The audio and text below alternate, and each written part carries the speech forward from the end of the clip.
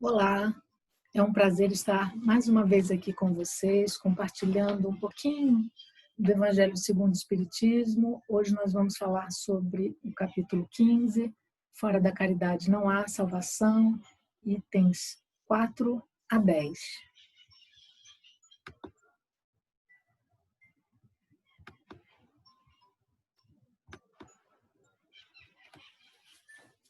Muitos homens e mulheres vieram antes de nós, muitos se elevaram, muitos caíram, mas uma certeza nós precisamos ter: nunca estivemos desamparados, nunca. Deus nos enviou os profetas, nos enviou Moisés, nos enviou Jesus, o seu Evangelho, e o Consolador prometido, a doutrina espírita, que é o nosso guia para a compreensão do modelo de amor de Jesus, do modelo de perfeição. Quantas vezes, de queda em queda, nós não fomos carregados no colo por esse amor de Jesus. E hoje é sobre esse amor que a gente vai falar. A pessoa que melhor traduziu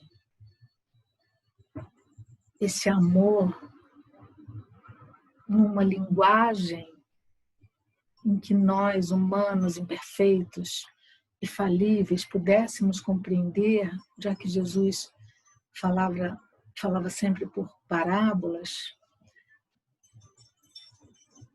foi Paulo de Tarso. E só para ilustrar um pouquinho, de quem foi Paulo, ele antes Saulo, da cidade de Tarso, era um judeu romano, doutor da lei, perseguidor de cristãos, que foi tocado pelo amor de Jesus quando, durante uma diligência a caminho de Damasco, ele caiu do camelo, tendo uma visão mediúnica, mas ele não sabia disso, não é? Esse conhecimento não existia ainda. Ele cai e fica tocado profundamente no seu íntimo por aquela aparição, e Jesus pergunta a ele: Paulo, por que me persegues? E Paulo, daquele momento em diante, se transforma num novo homem. Até então ainda Saulo, ele fica cego por 3 dias e faz um profundo mergulho no seu eu, na sua essência, e percebe que a sua vida inteira foi de enganos, perseguindo um homem que era o Messias tão aguardado. Vocês imaginem o processo de culpa e de perda de identidade que ele não sofreu, não é? Naquele momento. Então Paulo fica cego por 3 dias e dali para frente ele percebe que o nome Saulo era do homem velho e ele não era mais aquele Saulo, doutor da lei, perseguidor de cristãos. Agora ele era cristão, seguidor de Jesus, e queria se redimir de todos os seus equívocos, trabalhando pela multiplicação da Boa Nova e do cristianismo.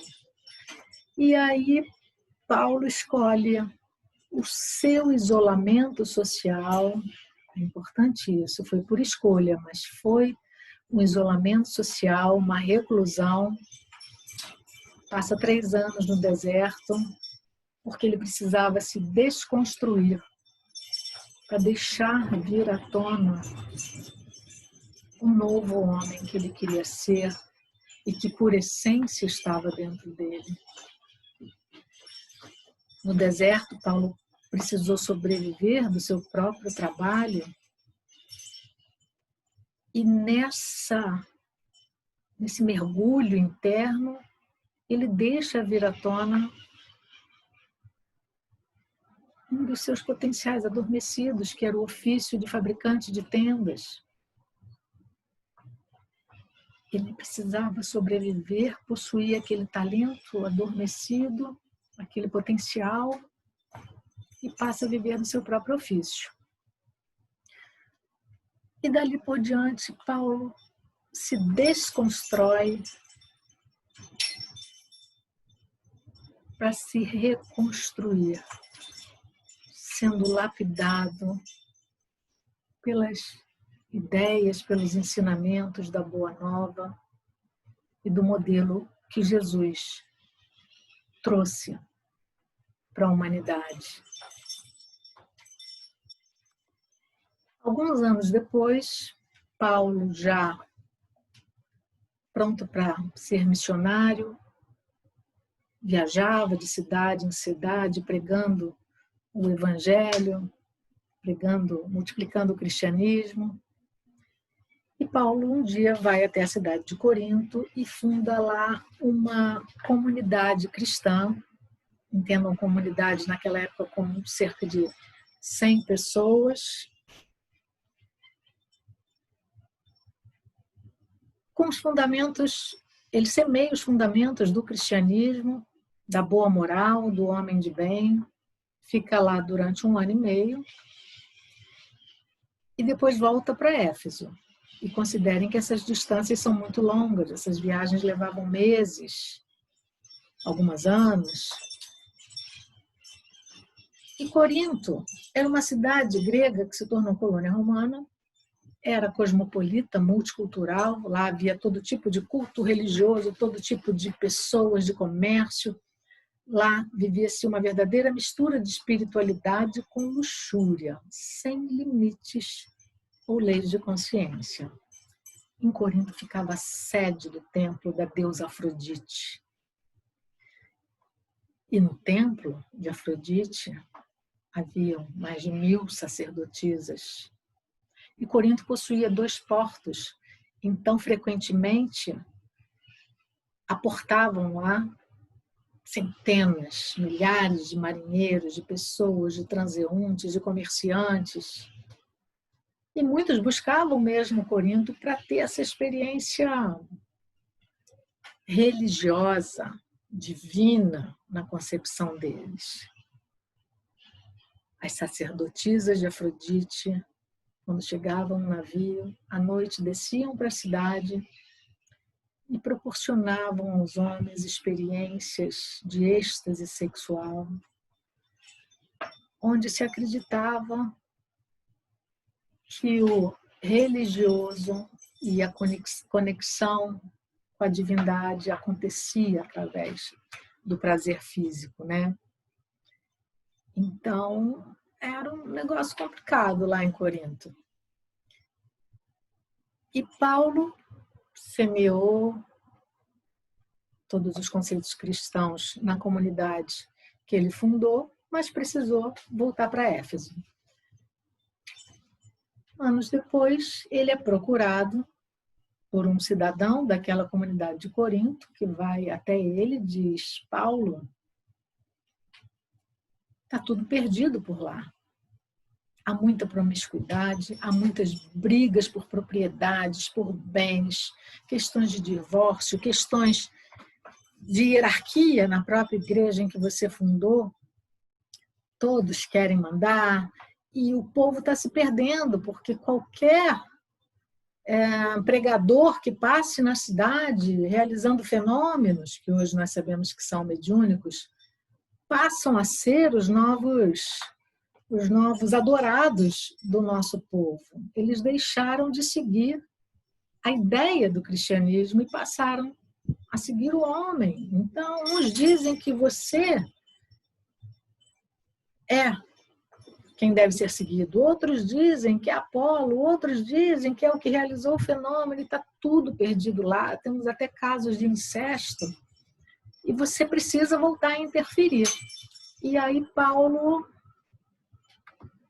não tendo como interferir, a nível de ir até lá, né, pessoalmente. Essas viagens levavam meses, anos, e a essa altura Paulo já cheio de compromissos, digamos assim, com a multiplicação, a propagação do cristianismo em várias cidades, e tendo que dar um suporte também a todos os outros, Paulo decide então escrever uma carta. E essa carta, que é longa e maravilhosa, porque é muito rica de ensinamentos, hoje que a gente pode contar com a doutrina espírita para traduzir, né, o significado de muitas coisas faladas por Jesus, Paulo, nessa carta, resolve pontualmente os problemas trazidos, dá resposta para cada questão, e no meio dela ele traz para nós o hino ao amor, que virou até música aqui no nosso tempo. Paulo traduz em palavras aquele amor de Jesus. Essa carta foi escrita no primeiro século para essa sociedade, para essa comunidade cristã que tinha características muito peculiares. Ainda que eu falasse as línguas dos homens e a língua dos próprios anjos, se eu não tiver amor, serei como o bronze que soa ou o símbolo que retine. Essa imagem ali é de um símbolo. Que língua é essa? Os amigos de Chico Xavier contam que um dia ele foi procurado por uma mãe muito chorosa, porque havia perdido seu filho, e ela, muito desesperada, procura Chico, e Chico, sem dizer uma palavra sequer, simplesmente a abraça e chora com ela por meia hora. Que língua é essa? Uma língua que não precisa de palavras, que acolhe, que consola, só com a presença, com a vibração, com a energia. Ainda que tivesse o dom da profecia, que penetrasse todos os mistérios e tivesse a perfeita ciência de todas as coisas, sem amor eu nada seria. Nós temos no livro Entre a Terra e o Céu, da coleção André Luiz, de Chico Xavier, o caso de Clarencio e de Irmã Clara. Eu vou ter que dar um spoiler do livro. A situação é de que uma família estava sendo obsediada, estava passando por momentos muito difíceis. A mãe havia desencarnado, deixado o marido com 2 filhos pequenos, um menino e uma menina, e havia se casado novamente com a segunda esposa. Começam a haver uma série de conflitos e de desentendimentos, e o filho pequenininho, por negligência, talvez, da segunda esposa, acaba desencarnando afogado. O ambiente doméstico fica muito difícil, né?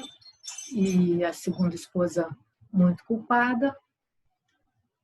E a filhinha, uma mocinha, faz orações fervorosas todas as noites, pedindo para a mãezinha desencarnada auxiliá-los. Mal sabia ela que a própria obsessora do lar era a mãezinha dela. Mas essa menina tinha um coração tão bom, tão grande, e ela tinha vindo de nosso lar. Então a oração dela para a mãezinha foi parar direto como oração refratada lá nos amigos espirituais do nosso lar. E Clarencio é convidado a atender o caso da menina, ver se pode auxiliar aquela família. E Clarencio, então, descobre que a mãe da menina, para quem ela orou, era a principal obsessora, E queria, porque queria prejudicar a segunda esposa do marido, porque achava que ela havia sido negligente aos cuidados do filhinho dela, do primeiro filhinho que desencarnou afogado. Então ela queria, porque queria vingança contra a segunda esposa, sem falar de todo o ciúme que ela sentia pela afeição que o marido estava ali devotando a essa nova mulher. E Clarencio usa todos os recursos a seu alcance, de doutrinação, de passes magnéticos, acalma, mas não consegue resolver. E aí ele fala para André Luiz, até aqui eu podia, mas daqui para frente, essa mãe precisa conversar com alguém que ame. Vamos pedir auxílio à irmã Clara também, lá de nosso lar. E André Luiz fica muito surpreso, né? Mas como assim? Nós não podemos fazer isso, fazer aquilo, doutrinar e tal? Não. Tem horas que o conhecimento e a palavra não são eficazes. É preciso a presença do amor. E irmã Clara, um espírito já elevado também, que já tinha depurado na sua alma as mazelas inferiores e dado espaço para o amor puro e verdadeiro, vem até ela e só a sua presença, irradiando vibrações de amor em luzes multicoloridas, que a mãezinha obsessora não percebia, porque ainda era, né, de uma vibração inferior, mas sentia que uma força de amor e do bem estavam presentes, a envolvendo, ela cai em si e consegue ter uma conversa lúcida, consciente, e percebe que ela estava causando todo aquele infortúnio para a família e o sofrimento para os que ela amava, a filhinha e o marido. E que ela não conhecia o enredo dos outros envolvidos no núcleo familiar, o véu do esquecimento que havia feito, sob a lei de causa e efeito, com que eles se reunissem naquele núcleo. E aí aquela mãezinha se transforma. Então tem horas que é a presença do amor que dispensa palavras que a gente precisa. Sem essência, somos só vibração, e manifestação sem essência como um corpo sem alma. Quer dizer, nós manifestamos a intenção de amar, a intenção de ajudar. A caridade é a maior manifestação em essência do amor.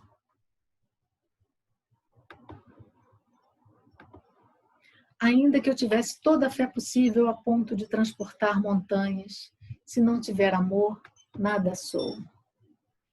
O amor está ao alcance de todos. É a lei de igualdade. Deus jamais daria a um uma capacidade maior de amar do que a outro. Está ao alcance de todos, sem distinção.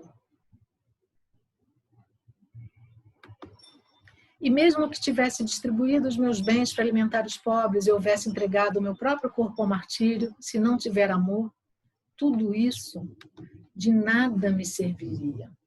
Podemos beneficiar muitas pessoas, mas renunciar, ceder, sacrificar, não resolve. Quem não conhece ou não passou por uma situação em uma ação de caridade, ou numa situação familiar em que a gente se sacrifica, a gente renuncia, a gente cede, mas na verdade, querendo é o reconhecimento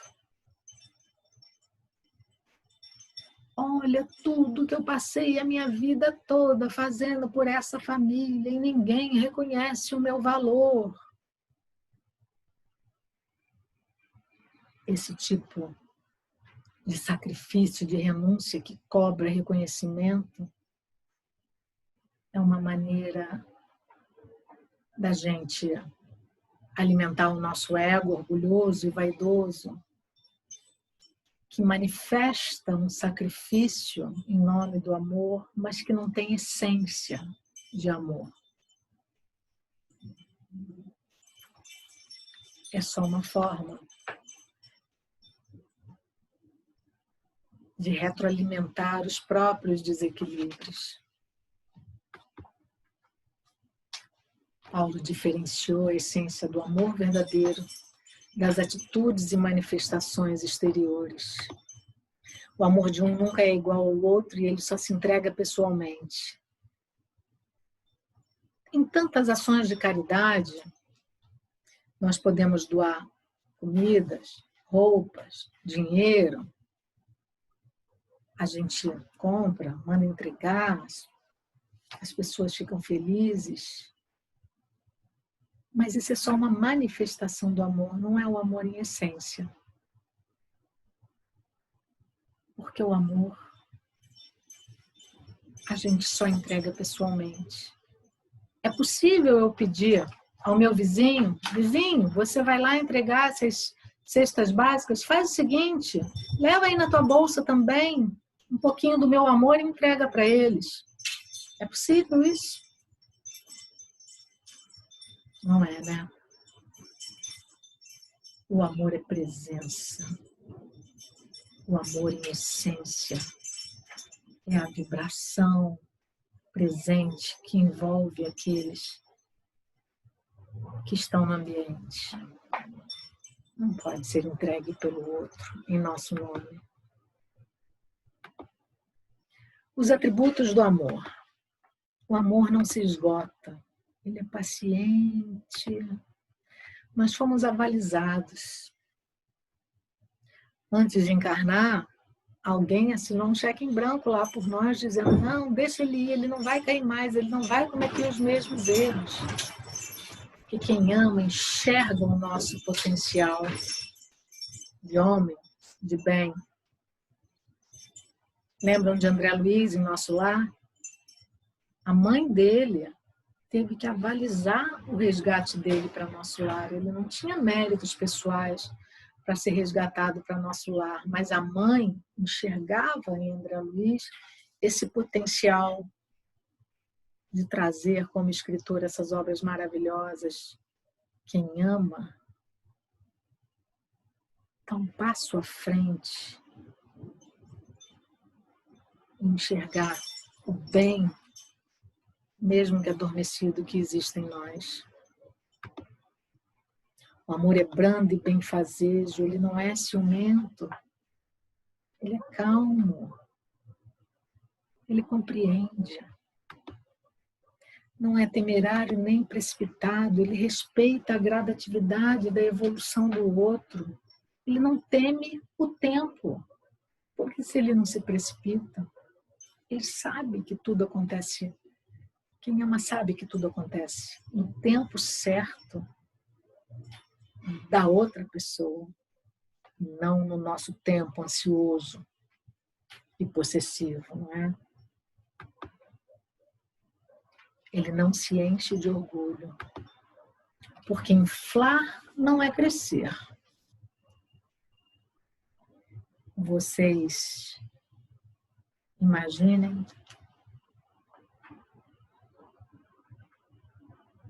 uma pessoa, nós, às vezes, tão carentes, muitas vezes tão carentes, que inflamos o nosso ego e achamos que somos mais importantes do que todos, que nossos problemas são maiores do que todos, e queremos nos relacionar com pessoas falando apenas de nós, nos vitimizando, nos dando uma importância inflada de valor. Isso não é crescer. Isso não é evoluir. Paulo nos convida a ultrapassar essas manifestações exteriores do amor e a trabalharmos os seus atributos: paciência, a mansidão, a serenidade, a humildade.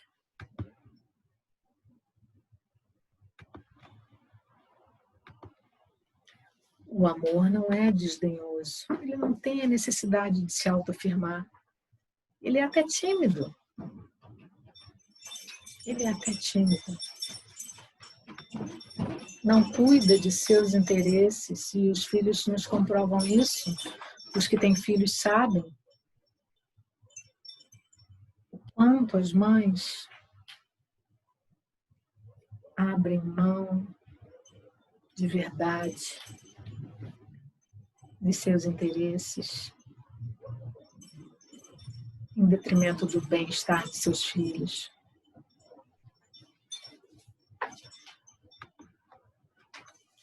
Ele não se agasta nem se azeda com coisa alguma. Ele é manso e pacífico. Ele não contabiliza o mal.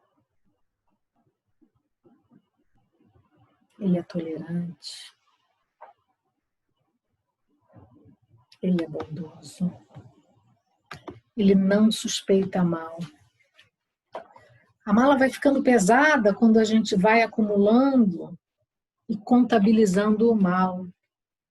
Aí, numa discussão acalorada, a gente fala: se lembra daquele sábado no outono de 95, quando eu pedi um copo d'água a você e você não trouxe, você me negou? Contabilizou o mal por anos e anos. Porque na nossa imperfeição, a gente ainda não consegue enxergar o bem no outro em detrimento do mal que também ainda existe em cada um de nós. A gente contabiliza o mal. Mas será que somos capazes de enumerar todas as boas coisas que aquela mesma pessoa fez ao longo daqueles mesmos anos? Mas o mal que ela me fez, na minha visão, está contabilizado e essa mala vai ficando pesada. O amor de Deus é uma luz inextinguível e inalterável, não importa o que a gente faça.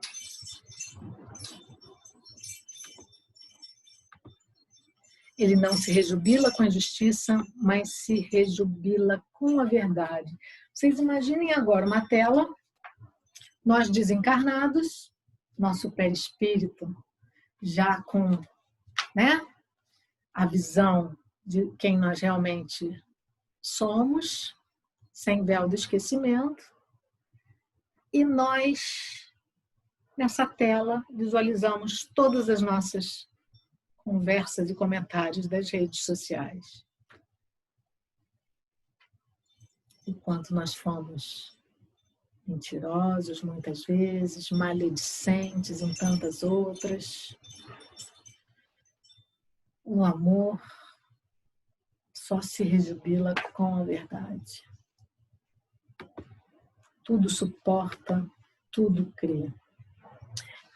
E ser tolerante não quer dizer impunidade. Jesus era manso, pacífico e tolerante, mas não era conivente. Ele ajudava, ele curava, ele acalentava, mas sempre dizia: vá e não peques mais. E nós precisamos ter essa mesma coragem por amor aos que a gente ama. E isso acontece muitas vezes dentro de casa, entre pais, mães e filhos, que precisam saber dizer não como forma de amor. Não, isso não está certo. Não. Daqui para frente, eu não vou seguir com você. Numa relação de amizade, por exemplo, um amigo dizendo ao outro: o que você quer fazer não está certo. Daqui para frente eu não sigo com você, mas estarei aqui para quando você perceber o seu equívoco e precisar de ajuda para se redescobrir. Jesus nunca foi conivente. Vai, não peques mais. O amor tudo espera, tudo sofre. Imploramos para vir junto. Sob o véu do esquecimento, nós obviamente não lembramos, mas quantos de nós lá em cima, antes de encarnar, sabendo que uma pessoa querida nossa reencarnaria tendo que passar por uma prova muito difícil, muito dolorosa, e nós não pedimos para vir junto.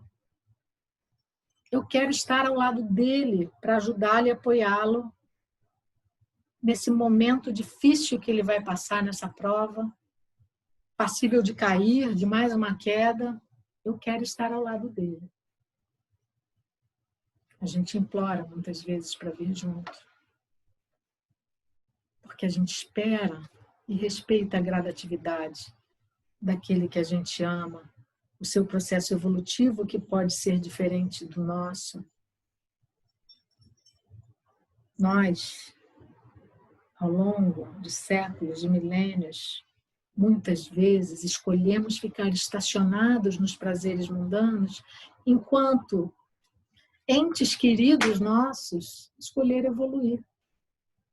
E hoje eles, já à frente, são pacientes com o nosso tempo e nos esperam na nossa gradatividade de evolução.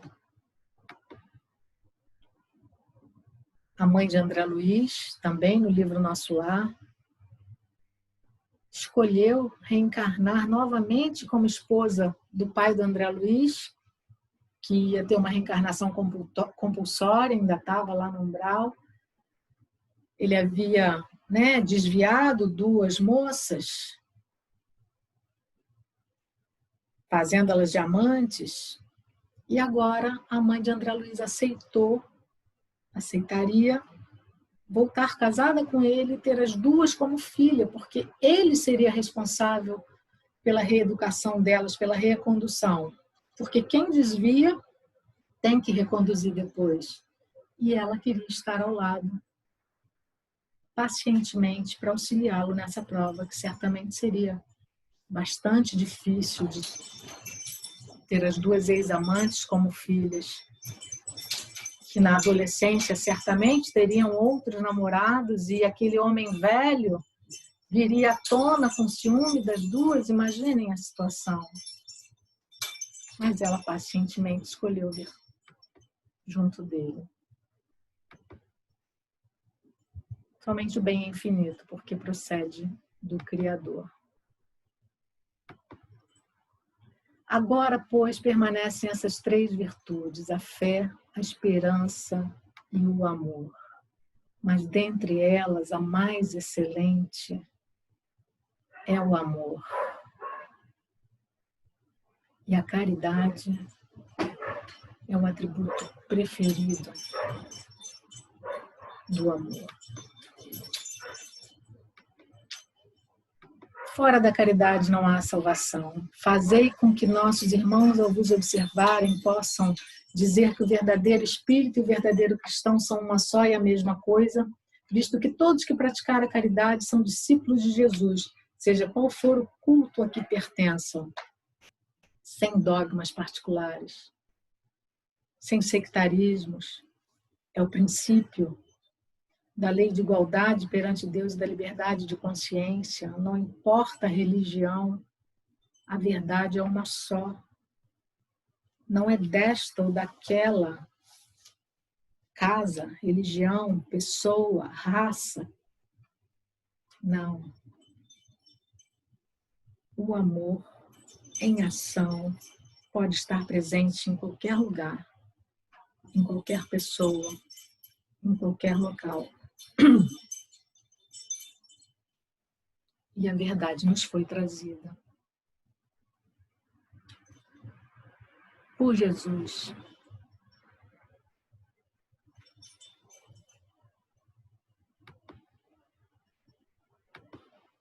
O mandamento maior. Jesus estava, num dos sermões com pescadores, com fariseus, publicanos, escribas, aquelas pessoas todas em volta dele. E os doutores da lei, sempre querendo arrumar uma maneira para fazer Jesus escorregar e prendê-lo, ironicamente perguntam a ele: posso fazer, Senhor, para possuir a vida eterna? E Jesus responde: amar o Senhor teu Deus de todo o teu coração, de toda a tua alma, com todas as tuas forças e de todo o teu espírito, e a teu próximo como a si mesmo. Isso significa conhecer as leis de Deus, as leis da natureza, compreender, sentir, internalizar, experimentar, vivenciar, integrar tudo isso em nós. Porque só quando a gente compreende as leis de Deus, aceita, experimenta, a gente é capaz de se amar e dar ao outro algo que a gente conhece. Amar o próximo como a si mesmo. Caridade, humildade, está o único caminho da salvação.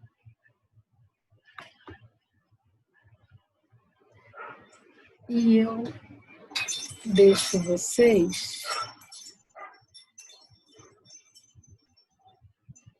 com uma reflexão.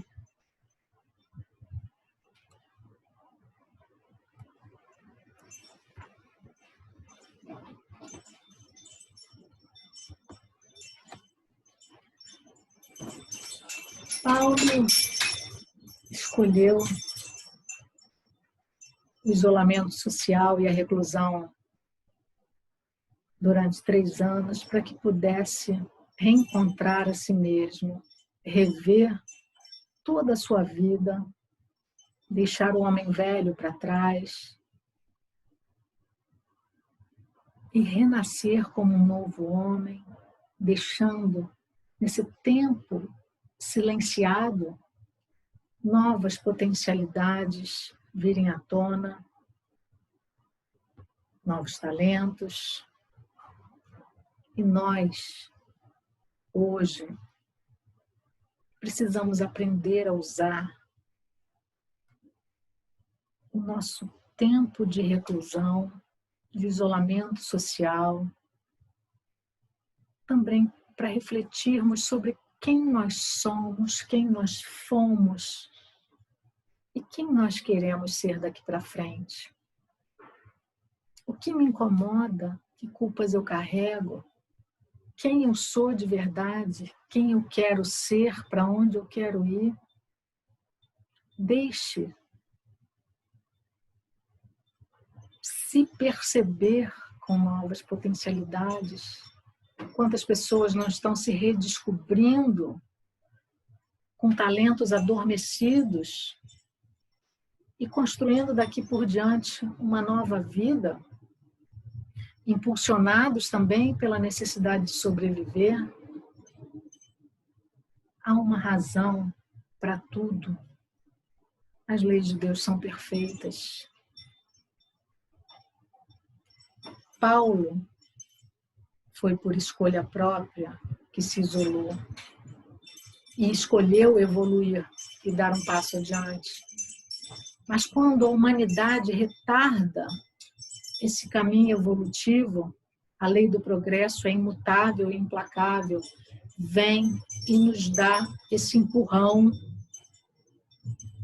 rumo a essas reflexões, a essa desconstrução necessária de todos os equívocos, de todo o mal que existe em nós, porque existe, estamos aqui imperfeitos, ignorantes de muitas coisas, e a lei do progresso está nos ajudando, nos isolando, nos silenciando a mente para que escutemos novamente a nossa essência e possamos ressurgir na própria encarnação como novas pessoas, como novos homens, como novas mulheres, com novos talentos, com novos potenciais e percebendo a nossa essência divina nos conduzindo para novos caminhos. Fiquem com Deus e até a próxima.